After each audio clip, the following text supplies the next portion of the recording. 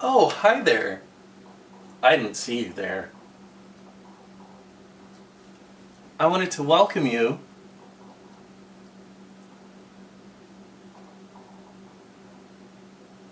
Do you see the snow outside?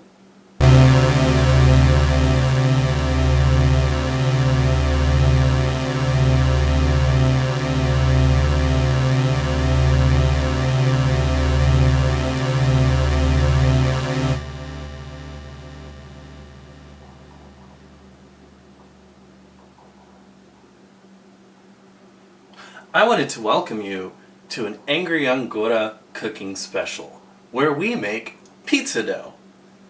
In order to make pizza dough, you will need 1 packet of yeast, 1 1/2 cups water. I'm pointing at the sink over there, but it's a mess. And if I show you it and you say that my kitchen is a mess, I'm gonna have to sue you for defamation. So to review, 1 packet yeast, 1 1/2 cups water, 2 tablespoons extra virgin olive oil, 1 tablespoon honey. In place of honey, we're going to be using brown sugar today. That's for the vegans, in case they don't also know that yeast isn't vegan, I think.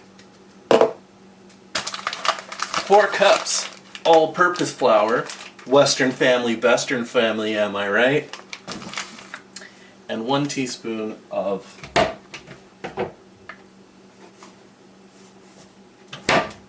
salt. It's a great value.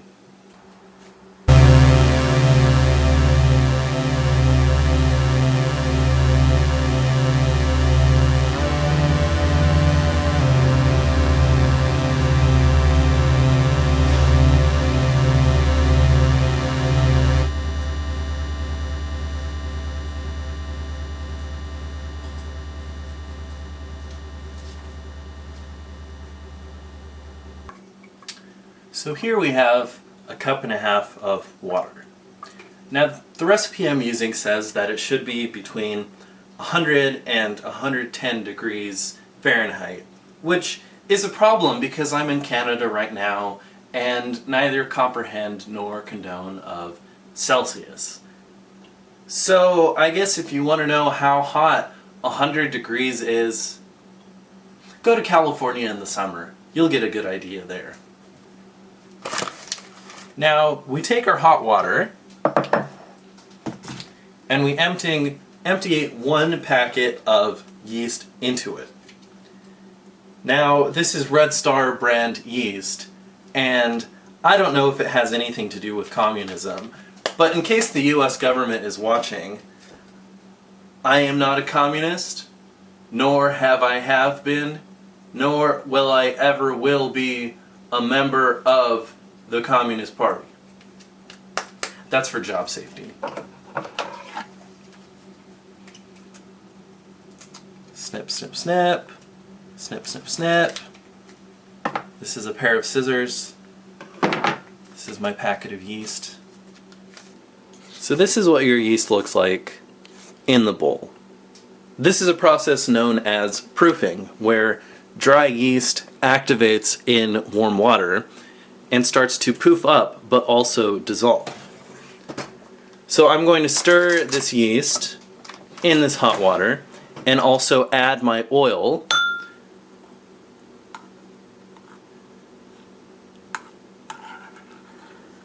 And you can see that as I stir it, the yeast already starts to poof up. Now, the temperature is important for the activation of the yeast because if the temperature is too cold, the yeast will not activate. If the temperature is too hot, the yeast will die and your dough will not rise.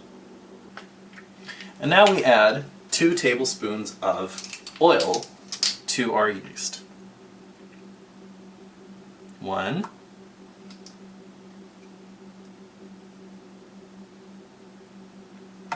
2.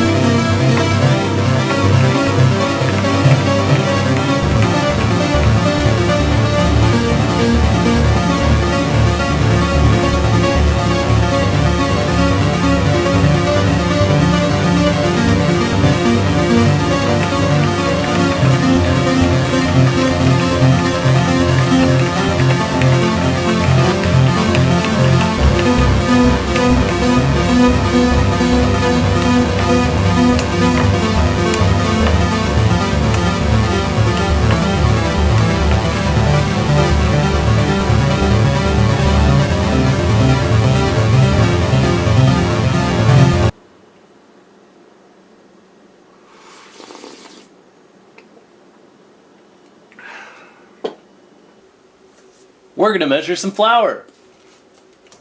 1,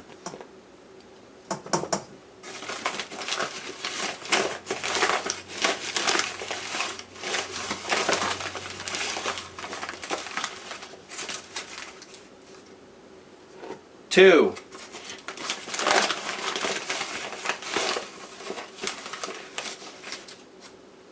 3,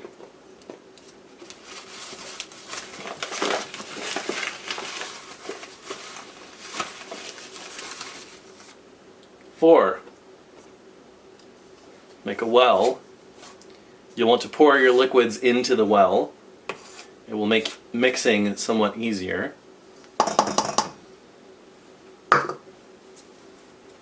So I've already used my tablespoon measure for oil, so I'm going to use my teaspoon measure for brown sugar.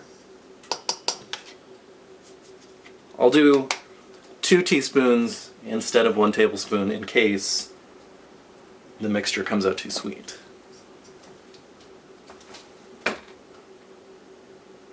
Finally, we put in a teaspoon of salt,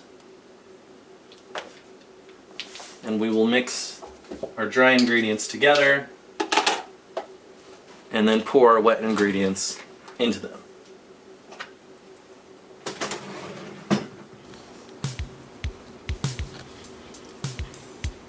So for this part, you can use a rubber spatula or a fork or a whisk or your hands.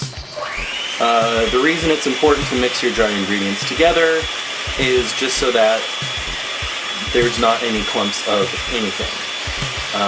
If you were to use honey, you would have poured the honey into your wet ingredients, because honey mixing with flour would create clumps that would have to come out another way. And so now I'm going to pour the wet ingredients into the dry ingredients.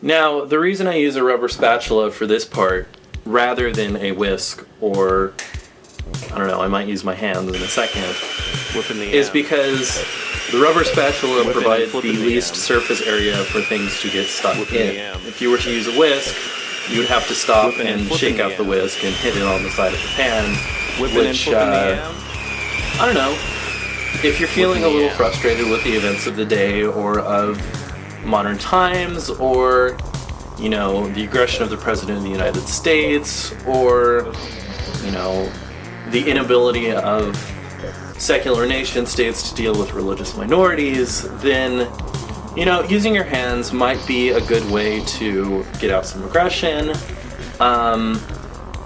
Using a whisk and having to clean out the whisk might similarly, you know, like this process might, you know, be a bit cathartic. So now that this is a bit of a lump that it's somewhat incorporated, but it needs some more work, I'm going to use my hands.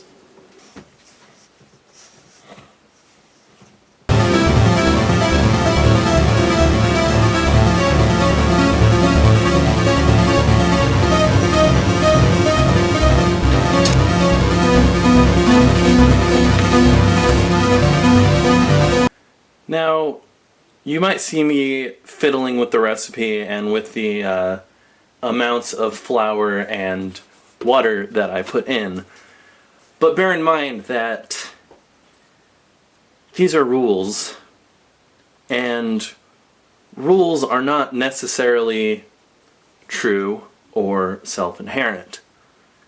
They are made by man, and man is flawed.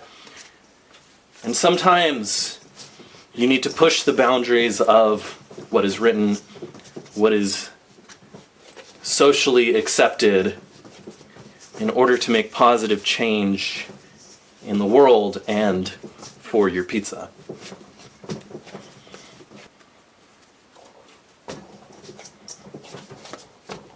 I'm going to pat this down and cover it with plastic wrap, and then it will stay and do its thing.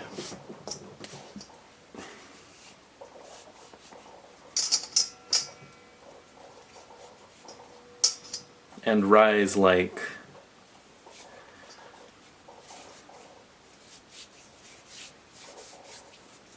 the sea level amid global warming.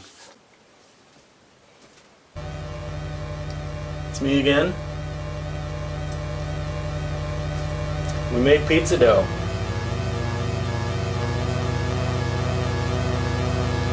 If you want to see me make pizza, you might have to wait until season 4. Angry and Voda, out.